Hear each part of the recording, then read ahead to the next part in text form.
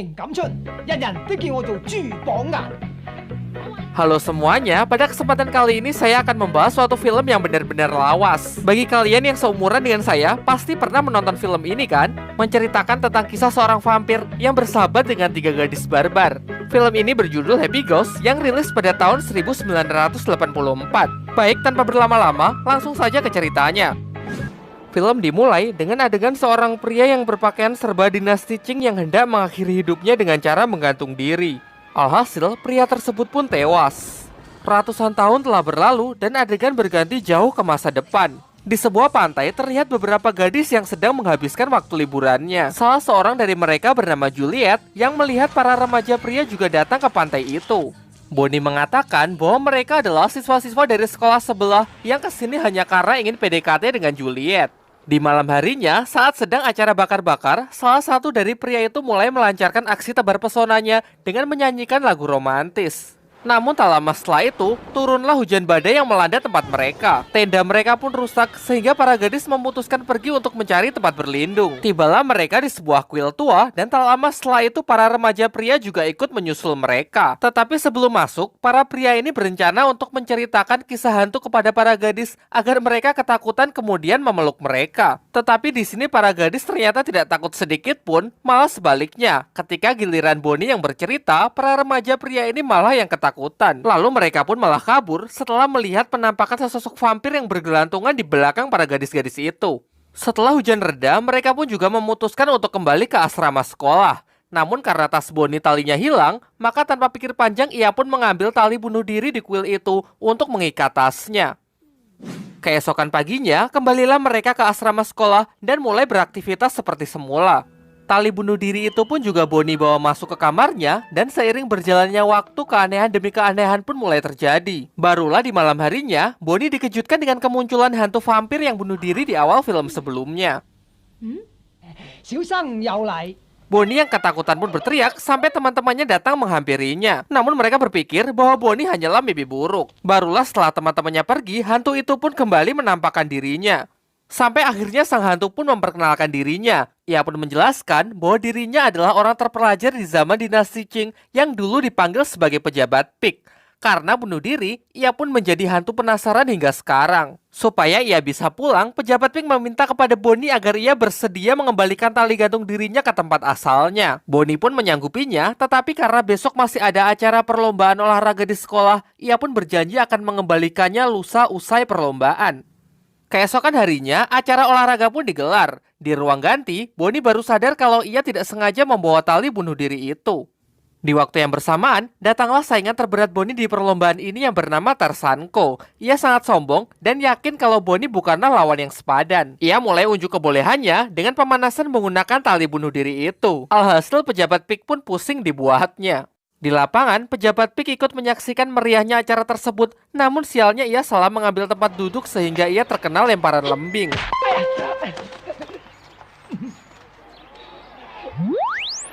Karena ini semua adalah ulah dari Tarzanko, pejabat Pik pun kesal kemudian membalasnya.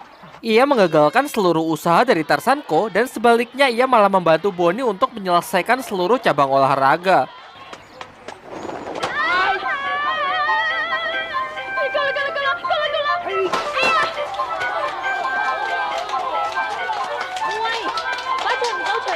Tentu saja karena bantuan dari pejabat Pik, alhasil Bonnie lah yang keluar sebagai juara pertama. Setelah perlombaan selesai pun pejabat Pik menemui Bonnie di kamar mandi. Di sini ia menagih janji Bonnie yang katanya akan mengembalikan tali bunuh dirinya di kuil tua. Tetapi setelah melihat kemampuan pejabat Pik yang sangat bermanfaat, Bonnie pun merayunya agar bersedia tinggal lebih lama dengannya. Kemudian setelah tiba di asrama, Bonnie pun membujuk pejabat Pik agar bersedia menemui kedua temannya yang bernama Venus dan Juliet. Awalnya pejabat Pik menolak, tapi setelah ia keceplosan dengan mengatakan kalau tali bunuh diri itu adalah jiwanya, sehingga kalau talinya hancur maka ia juga akan ikut lenyap, Bonnie pun memanfaatkan hal itu. Setelah Bonnie mengancam akan membakar tali itu, akhirnya pejabat Pik pun menurut. Singkat cerita, bertemulah pejabat Pik dengan Venus dan Juliet, tetapi bukannya takut, mereka malah menertawakannya. Mereka menganggap kalau pejabat Pik ini hanyalah manusia biasa yang sedang cosplay. Demi untuk meyakinkan kedua teman Bonnie, pejabat Pik pun menunjukkan kehantuannya yang membuat mereka semua jatuh pingsan. Di sisi lain, karena mendengar keributan, salah seorang petugas kebersihan naik untuk mengintip. Tetapi di sini pejabat Pig malah mengerjainya. Keesokan harinya adalah sebuah acara pesta tahunan di sekolah mereka. Baik dari asrama pria maupun wanita pun menghadiri acara tersebut. Di sini Juliet banyak mendapatkan kado dari para remaja pria agar bersedia menjadi pasangan dansanya. Juliet yang bingung harus memilih yang mana akhirnya dibantu oleh pejabat Pig. Dengan kekuatannya, ia membuka penglihatan Juliet yang membuatnya bisa melihat kepribadian seseorang melalui warna lingkaran yang muncul di atas kepala. Kemudian pejabat Pig pun menjelaskan satu-satu arti dari warna yang muncul. Sampai ia pun menyarankan untuk Juliet agar memilih pria dengan lingkaran kepala yang warna-warni karena pria ini memiliki kepribadian yang bagus dan hidupnya juga penuh warna.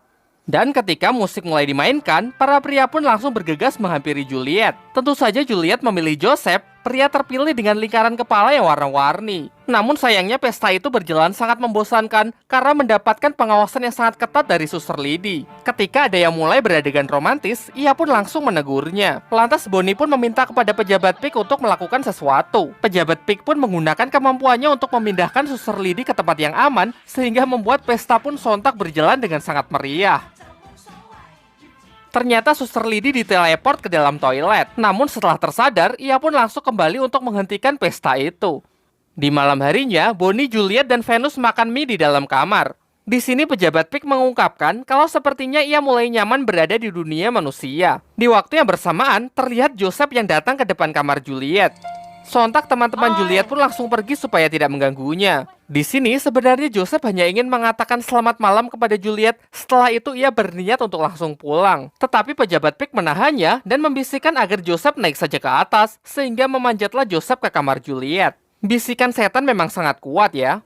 Setibanya di dalam kamar, mereka berdua pun langsung enak-enak. Di pagi harinya, usai melakukan cocok tanam, Joseph pun langsung berpamitan pergi karena ia harus masuk sekolah. Kemudian saat di kelas, tulisan Juliet dirampas oleh Suster Lady. Ternyata bukannya mencatat pelajaran, Juliet malah menuliskan puisi cinta untuk Joseph. Tentu saja Suster Lady marah dan merobek kertas itu. Melanjutkan pelajaran, Bonnie yang merasa kesal melempari Suster Lady dengan kapur dari belakang. Tetapi sayangnya aksinya ketahuan yang membuat Suster Lady marah dan akhirnya membalasnya dengan cara yang sama. Untunglah datang pejabat Pig yang menghalau seluruh kapur yang dilemparkan oleh Suster Lady. Tiba-tiba masuklah kepala sekolah ke kelas itu yang mengadakan razia dadakan, yaitu razia kuku panjang dan rok pendek. Bonnie, Juliet, dan Venus pun terkena razia karena rok mereka yang terlalu pendek. Kemudian pejabat Pig pun mulai melancarkan aksinya yang membuat Suster Lady lari kehilangan muka. Keesokan harinya, Bonnie memohon kepada pejabat Pig agar bersedia membantunya dalam ujian mendatang. Namun sebagai seorang cendekiawan terhormat, tentu saja pejabat Pig menolaknya. Di tempat lain, Venus pulang ke rumah. Di sana, kedua orang tuanya menaruh harapan besar agar Venus tidak gagal dalam ujian mendatang. Mengingat semua saudara-saudaranya adalah anak-anak yang berprestasi. Kalau sampai ia tidak lulus, maka Venus tidak akan dikuliahkan dan lebih baik dinikahkan saja. Sementara itu, Bonnie yang kesal kepada pejabat Pig berniat mengembalikan pejabat Pig ke kuil tua. Tetapi di tengah perjalanan, Bonnie berhenti karena melihat Juliet dan Joseph yang sedang bertengkar di taman. Lalu Bonnie pun mengikutinya dan ia mendengar pembicaraan mereka di mana Juliet meminta uang aborsi pada Joseph karena ternyata Juliet positif hamil. Tetapi Joseph menolaknya dan malah pergi begitu saja. Tentu sebagai sahabat, Bonnie pun datang untuk menenangkannya. Sedangkan pejabat Pig sangat kesal kepada Joseph. Ia juga merasa bersalah karena ia ikut andil dalam perjodohan mereka sebelumnya. Lantas ia pun berniat untuk memberinya pelajaran dan meminta kepada Juliet agar mengurungkan niatnya untuk aborsi. Ternyata setelah meninggalkan Juliet, Joseph malah asyik pacaran dengan wanita lain. Sudah jelas pejabat Pig yang merasa kesal pun menjahilinya.